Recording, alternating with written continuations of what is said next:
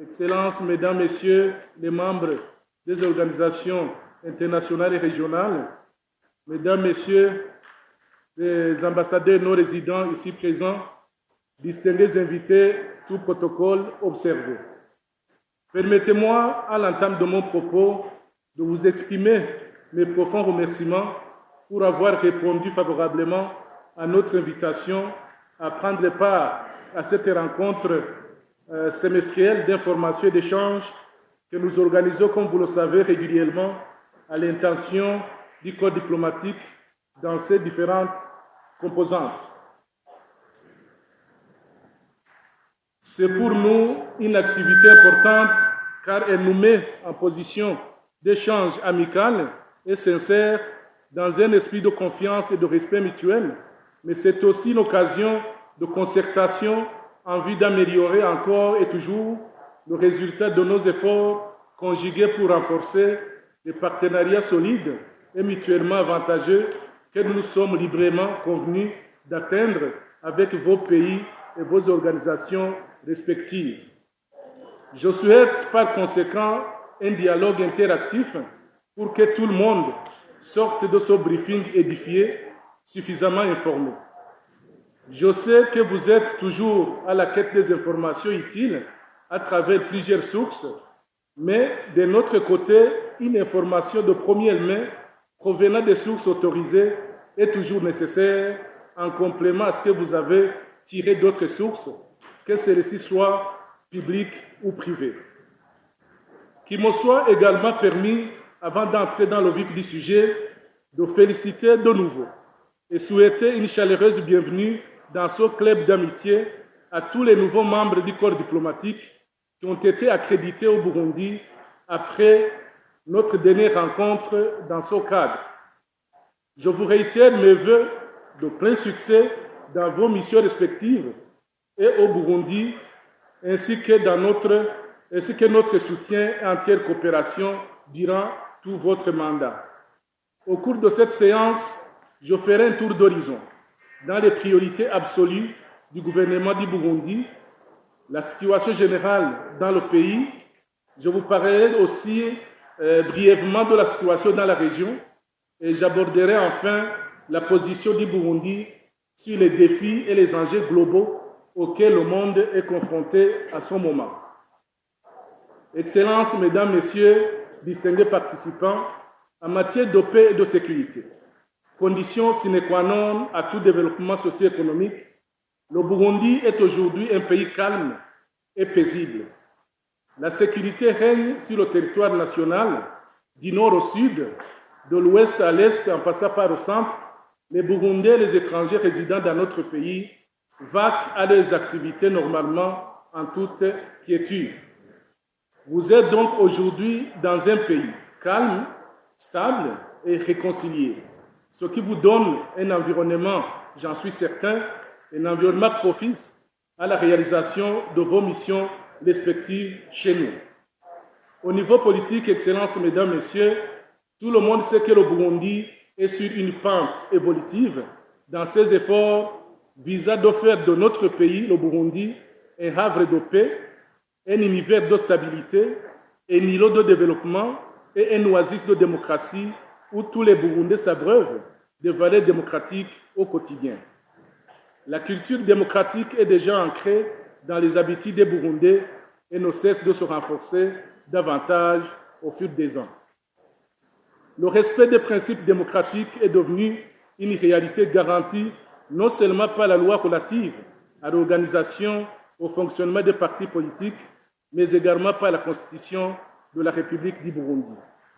La liberté d'expression, de réunion, d'association, de même que le droit de fonder des associations ou organisations conformément à la loi, font partie des droits fondamentaux de l'individu et du citoyen au Burundi et sont garantis par les articles 31 et 32 de notre Constitution.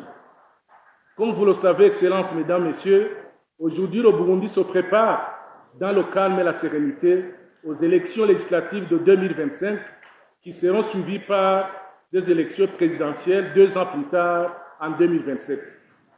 Tout cela se fait pour offrir au Burundi et à la communauté internationale des élections libres, justes, transparentes, démocratiques, inclusives et apaisées.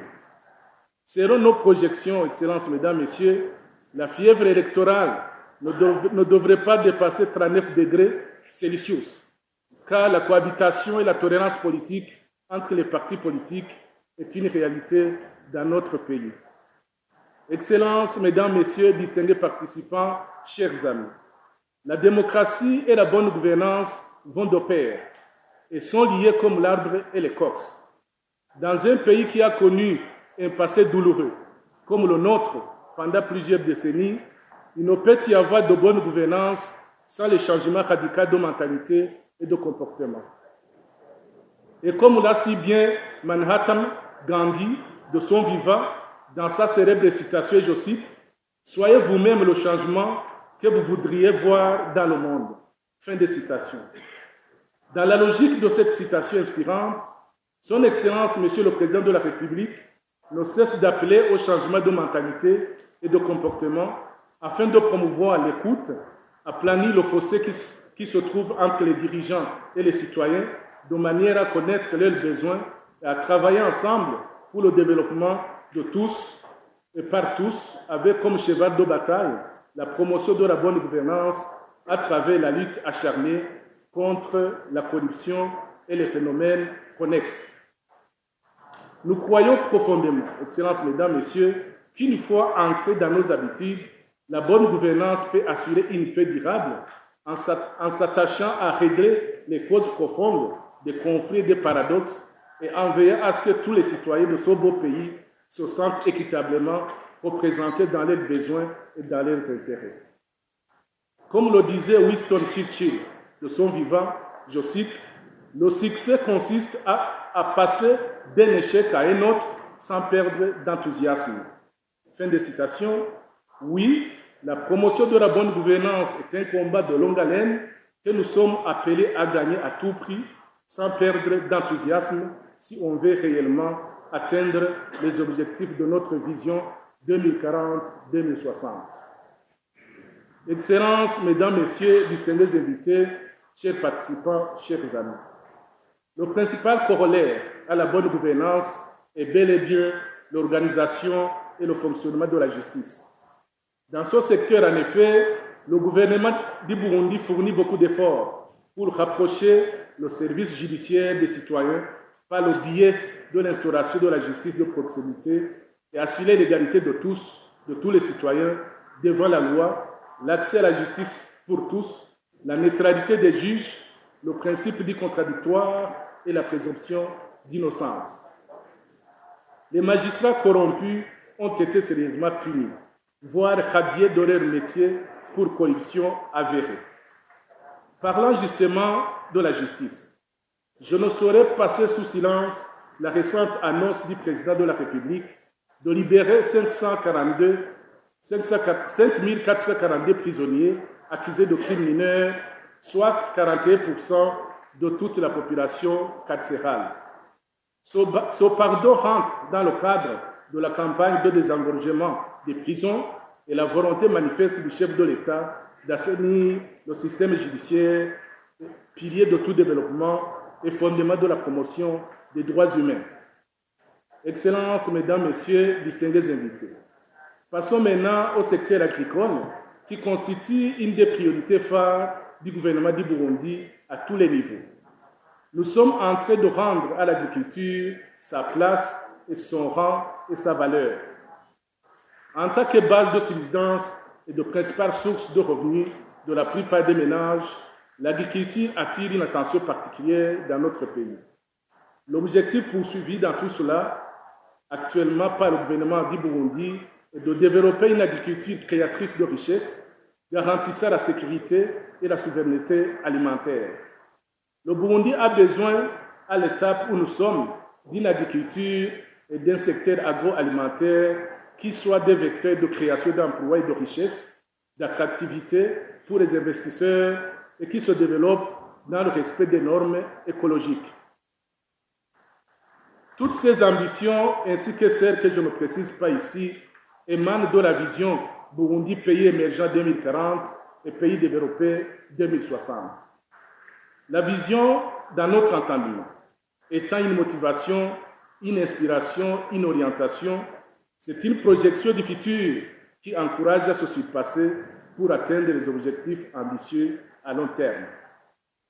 C'est dans cette conviction que le gouvernement du Burundi s'engage dans une transformation ambitieuse visant à bâtir un avenir où chaque citoyen vit dans la dignité avec une économie florissante soutenue par des secteurs clés tels que l'agroalimentaire, l'industrie à haute valeur ajoutée et une exploitation minière responsable, le tout dans un cadre naturel, préservé et un respect strict de l'équité et de l'inclusion. Pour réaliser cette transformation, nous croyons fermement que le secteur privé joue un rôle déterminant. Les investisseurs nationaux et étrangers qui partagent notre vision de prospérité et de développement seront des partenaires essentiels dans cette dynamique. C'est pourquoi le gouvernement du Burundi organise du 5 au 6 décembre 2024 à Bujumbura une table ronde économique à l'intention des investisseurs nationaux et étrangers du secteur public et privé. Cette table ronde, comme vous le savez, aura lieu sur 2 jours et tout le monde y sera convié. Elle est organisée sous le haut patronage de son Excellence Monsieur le Président de la République et elle offrira aux participants une plateforme unique pour 1. Explorer les opportunités de croissance et d'investissement dans les secteurs à fort potentiel tels que les énergies renouvelables, les infrastructures, les technologies numériques, le transport, l'équipement, les mines, tourisme, santé, éducation, agriculture, de transformation. 2. Rencontrer les décideurs clés du gouvernement burundais qui vous présenteront les réformes entreprises par le gouvernement pour améliorer l'environnement des affaires, simplifier la fiscalité et renforcer la sécurité des investissements étrangers. 3. Accéder à des incitations et des facilités attractives telles que les exonérations fiscales, des programmes de financement innovants et des mécanismes de garantie pour les investisseurs étrangers. 4. Échanger avec les entrepreneurs locaux et étrangers dans le cadre des sessions de networking B2B exclusives, favorisant la création de partenariats stratégiques et de jointures dans les secteurs porteurs de l'économie burundaise. 5. Et enfin, bénéficier d'une vision claire et actualisée des projets prioritaires du gouvernement, notamment dans le cadre du plan national de développement du Burundi, révisé 2018-2027, aligné bien évidemment sur la vision Burundi émergent 2040 et pays développés 2060. Votre participation personnelle à ce forum économique, ainsi que les délégations du secteur privé et public en provenance de vos pays respectifs, vous donneront non seulement un aperçu des opportunités d'investissement au Burundi, mais également un accès privilégié à des projets transformateurs en phase avec les enjeux du développement durable et de compétitivité économique dans notre pays.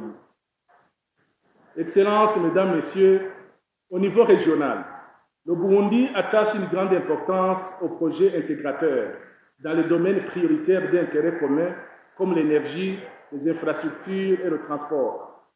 Ce sont des projets qui désenclavent les pays tels que le Burundi, lui permettant ainsi de développer plus aisément les échanges commerciaux avec d'autres pays, d'exporter à des coûts moins chers, moins élevés. Le chemin de fer à écartement standard qui reliera la Tanzanie, le Burundi et la RDC est l'un des projets phares à caractère régional. Ce chemin de fer qui reliera en même temps les 2 océans, l'océan Atlantique et Indien, va transformer le corridor de transport central en un corridor économique en améliorant les opportunités commerciales et manufacturières, ce qui va améliorer sensiblement l'accessibilité et promouvoir les activités économiques entre les 3 pays et au-delà. C'est pour mieux réussir cette intégration régionale dans laquelle nous plaçons beaucoup d'espoir que le Burundi vient d'abriter, vous l'avez constaté, le 31 octobre 2024, le 23e sommet des chefs d'État et de gouvernement des pays membres du marché commun pour l'Afrique orientale et australe, COMESA, au terme duquel le président de la République a accédé officiellement à la présidence de cette organisation forte de 21 pays membres, y compris l'Égypte et la Tunisie. S'agissant des questions de paix et de sécurité dans la région, Excellences, Mesdames, Messieurs, distingués participants, chers amis, l'activisme des groupes armés, la menace terroriste et l'extrémisme violent se sont multipliés ces dernières années avec de plus en plus d'acuité et de ramifications. Face à ces menaces, le Burundi s'est engagé à renforcer sa collaboration avec d'autres nations pour préserver et lutter contre les groupes armés terroristes ainsi que les agents de l'extrémisme violent à travers sa contribution substantielle dans les opérations de maintien de la paix, notamment en Somalie, en République centrafricaine et tout près de nous, à l'est de la RDC, la République démocratique du Congo. Tout cela afin d'accompagner ces pays frères dans leurs efforts légitimes de restaurer la paix et l'autorité de l'État sur l'ensemble de les territoires. Je saisis cette occasion pour réitérer encore une fois l'attachement du Burundi au processus de Nairobi et de Luanda, deux mécanismes, comme vous le savez, qui se complètent mutuellement dans la recherche d'une paix durable dans la partie est de la RDC. En ce qui concerne la diplomatie multilatérale, Excellences, Mesdames, Messieurs, sous le leadership de Son Excellence M. Evariste Ndayishimiye, le Burundi est de retour sur la scène régionale et internationale. Point n'est besoin de signaler ou de citer les différents sièges électifs qu'occupe le Burundi actuellement dans les organisations régionales et internationales, notamment aux Nations Unies, à l'Union africaine et aussi des organisations régionales et sous-régionales. Tout cela constitue, Excellences, Mesdames, Messieurs, un indicateur clair du dynamisme du Burundi sur la scène régionale et internationale et sa totale implication dans la recherche des solutions communes aux défis qu'affronte le monde actuellement. Excellences, Mesdames, Messieurs, distingués participants, chers amis, au niveau global, le monde que nous vivons aujourd'hui a plus que jamais besoin d'une approche consensuelle pour faire face aux défis majeurs comme les conflits qui continuent de faire rage un peu partout dans le monde, les catastrophes naturelles dues en grande partie au changement climatique qui s'aggravent, la pauvreté, les inégalités de tout genre, les dissensions qui divisent le monde, l'esprit de compromis qui s'effrite, la solidarité internationale en perte de vitesse et la diplomatie des muscles qui tendent à supplanter le dialogue et la coopération dans certaines régions du monde. Mon pays reste profondément attaché au règlement pacifique des conflits par la voie du dialogue, de la coopération, de la concertation et de la négociation. Mon pays profite de nouveau de cette séance pour lancer un appel à tous les belligérants dans le monde d'utiliser les outils de la résolution pacifique des conflits que la diplomatie préventive met à notre disposition. Excellences, Mesdames, Messieurs, distingués participants, chers amis, bâtir notre avenir commun, c'est aussi prendre soin de notre planète face aux ravages du réchauffement climatique. La crise climatique pose une menace existentielle à toutes les vies humaines et ne peut être résolue que si la communauté internationale travaille ensemble pour mettre fin au réchauffement accéléré de la planète. Il nous faut renforcer le sens de notre identité commune face à ce problème et de l'exercer efficacement avec détermination collective. Mon pays se félicite des engagements déjà pris par les États, notamment à travers les différentes consultations internationales sur la question climatique. Nous espérons que des engagements concrets, additionnels, seront pris au terme de la COP29 en cours à Bakou, à laquelle le Burundi participe activement pour y apporter sa contribution aux côtés d'autres nations. S'agissant de la problématique des droits de l'homme, Excellences, Mesdames, Messieurs, le Burundi réaffirme son attachement à la promotion et à la protection des droits humains qui sont universels, indivisibles, interdépendants et intimement liés. Mon pays croit fermement que le traitement de la question des droits de l'homme doit être en parfait accord avec les principes d'impartialité, de nos sélectivités, de nos politisations du rejet de la pratique de 2 poids, 2 mesures. Nous restons opposés aux mécanismes spéciaux à caractère politique sans aucune valeur ajoutée sur le plan du respect et du libre exercice de ses droits humains. Mon pays, le Burundi, s'inscrit toujours en faux contre des résolutions politiquement motivées ciblant des États particuliers sans aucune forme de dialogue constructif avec ces pays concernés, tout en ignorant les violations massives des droits humains dans d'autres pays. Excellences, Mesdames, Messieurs, distingués invités, chers amis, plus de 2 décennies se sont déjà écoulées après le lancement du processus de négociation sur la réforme du Conseil de sécurité des Nations Unies sans résultat significatif. Tournant autour des mêmes points communicants, il est regrettable que ces négociations n'aient toujours pas abouti au détriment du continent africain qui continue de subir l'injustice d'exclusion dans cet organe, étant en effet le seul pays, le seul continent non représenté dans le groupe des membres permanents du Conseil de sécurité et sous-représenté dans la catégorie des membres non permanents. Cette injustice notoire contre 1,4 milliard de citoyens africains est tout simplement inacceptable. Les pays qui soutiennent cette réforme au bout des lèvres, qui devraient changer d'attitude en prenant une position sans équivoque pour contribuer à mettre fin à cette injustice inouïe contre l'Afrique, le berceau de l'humanité, comme vous le savez. Excellences, Mesdames, Messieurs, distingués participants, avant de conclure mon propos, permettez-moi encore une fois de vous réitérer mes sincères remerciements pour votre participation à notre rencontre d'aujourd'hui. Je ne doute pas de vous retrouver dans quelques jours à l'occasion de la table ronde économique qui se tiendra du 5 au 6 décembre prochain ici à Bujumbura. À ce stade, Excellences, Mesdames, Messieurs, ce n'est pas une simple invitation, il s'agit plutôt d'un rendez-vous à ne pas rater. Je vous remercie de votre aimable attention. Pour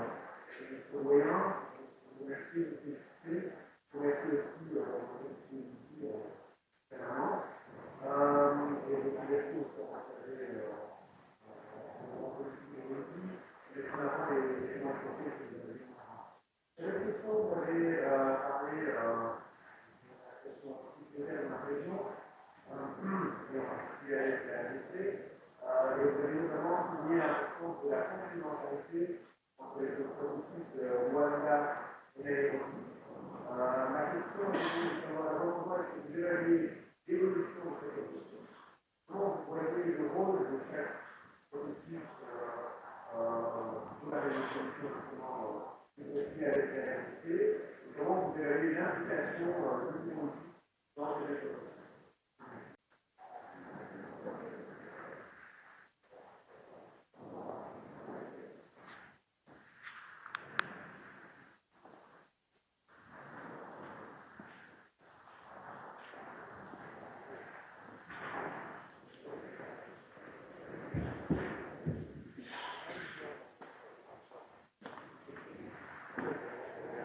Bonjour.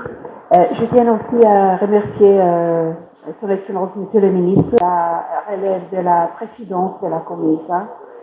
Et ma question est justement sur la COMESA et notamment si on pouvait avoir des informations sur le programme du Burundi pour l'année de présidence de la COMESA. Merci beaucoup.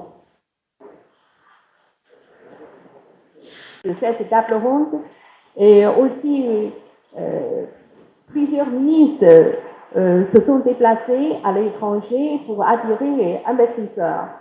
Et pour moi, c'est seulement une proposition pour bien coordonner les efforts, puisque une partie de opérateurs privés ou publics. Pour notre ambassade, on sait l'arrivée des opérateurs, certains opérateurs. Et peut-être pour l'ambassade, comme en Chine, on aura aussi beaucoup travaillé pour faire venir les investisseurs. Et nous espérons, si c'est possible, dans l'avenir, on peut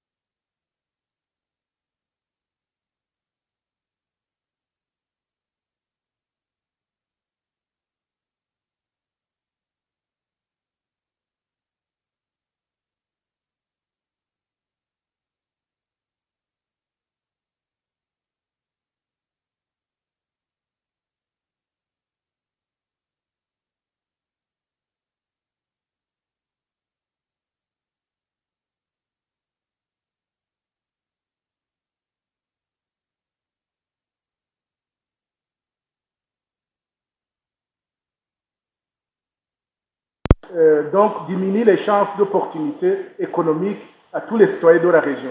Donc nous avons intérêt, en tant que citoyens de la région, pays ou citoyens individuellement, de militer pour que cette partie de l'Est de la RDC retrouve la paix. Et il y aura nécessairement un impact économique direct sur la vie de nos populations. C'est pour cela que nous sommes impliqués dans ce cadre bilatéral, mais aussi dans le cadre aussi de l'EAC. C'est un sujet qui vient souvent sur la table de discussion. Il est prévu un sommet de la communauté de l'Afrique de l'Est le 30 de ce mois. Il sera aussi une occasion, pourquoi pas, d'échanger sur différentes situations dans la région. Donc c'est très important. Les deux processus ne se concurrencent pas, ils se complètent. Donc, nous pensons aussi en matière de restauration de la paix, de la réconciliation. Il s'agit de processus qui prennent du temps. On ne peut pas prétendre restaurer la paix avec de la RDC en une semaine, en un mois. C'est vraiment un processus qui prend du temps.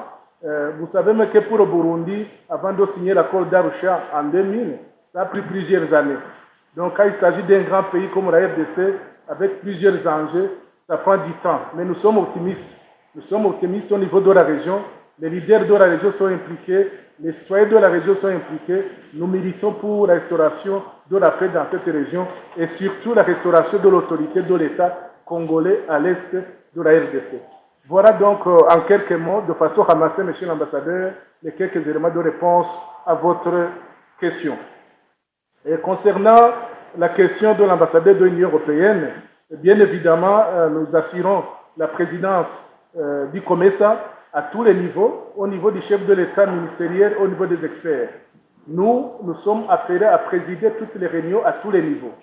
Alors, nous avons bien évidemment des priorités qui ont été en partie révélées au moment de l'acceptation de la présidence par le chef de l'État, mais aussi vous aurez l'occasion d'avoir un briefing sur la présidence du Burundi, du marché commun pour l'Afrique orientale et australe, COMESA, pour vous montrer à long et à large ce que nous comptons faire.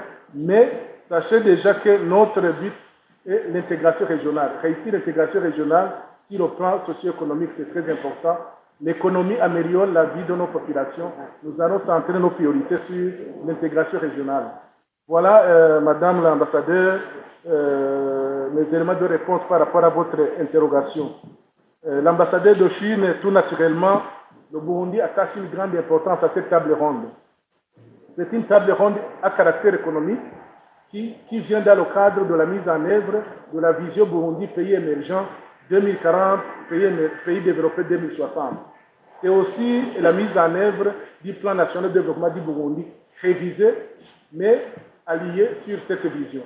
Alors, c'est pour cela que nous organisons cette table ronde à l'intention des partenaires au développement, à l'intention des investisseurs privés en provenance de vos pays, mais aussi des investisseurs nationaux qui seront aussi présents. La nouveauté par rapport à d'autres tables rondes que nous avons faites dans le passé, c'est que cette table ronde se déroule au Burundi. Avant, les tables rondes se déroulaient à l'étranger. Au Burundi, ça rapporte l'appropriation nationale de l'événement. Deuxièmement, nous allons combiner le secteur privé du Burundi et le secteur privé étranger pour travailler ensemble à travers les networking, les B2B, pour pouvoir collaborer dans la mise en œuvre des projets prioritaires du gouvernement du Burundi. Donc cette table ronde, c'est la priorité du chef de l'État, c'est la priorité des citoyens du Burundi. C'est donc important pour nous et je vous invite encore une fois, pour ceux qui ne l'ont pas encore fait, de continuer jusqu'à la dernière minute, de mobiliser le secteur privé public de vos pays à prendre part à cette table ronde qui, je l'ai bien dit, n'est plus une question d'invitation, mais plutôt un rendez-vous à ne pas rater.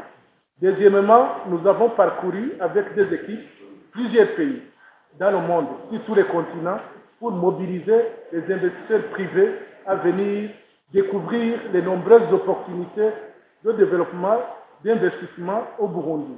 Le Burundi étant un pays vierge en matière d'investissement, c'est vraiment une occasion pour ces investisseurs étrangers de découvrir ce que nous offrons comme opportunité.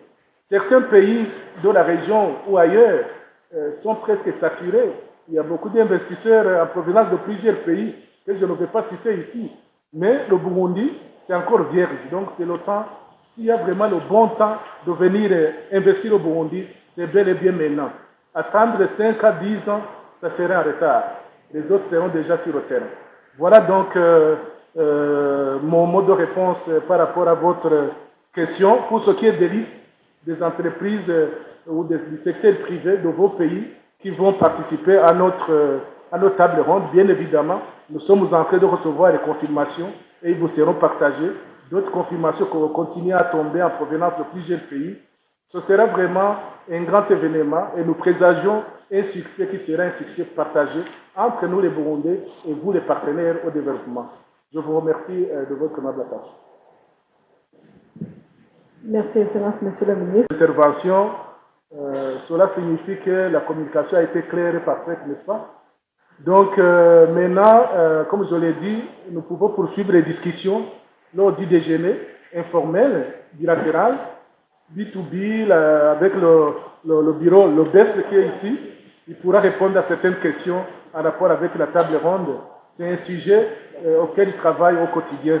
Donc encore une fois, je vous remercie et je vous invite, comme je le dis souvent, à la prochaine session qui est une session alimentaire, dédiée à la sécurité alimentaire, très flexible et moins contraignante. Je vous remercie.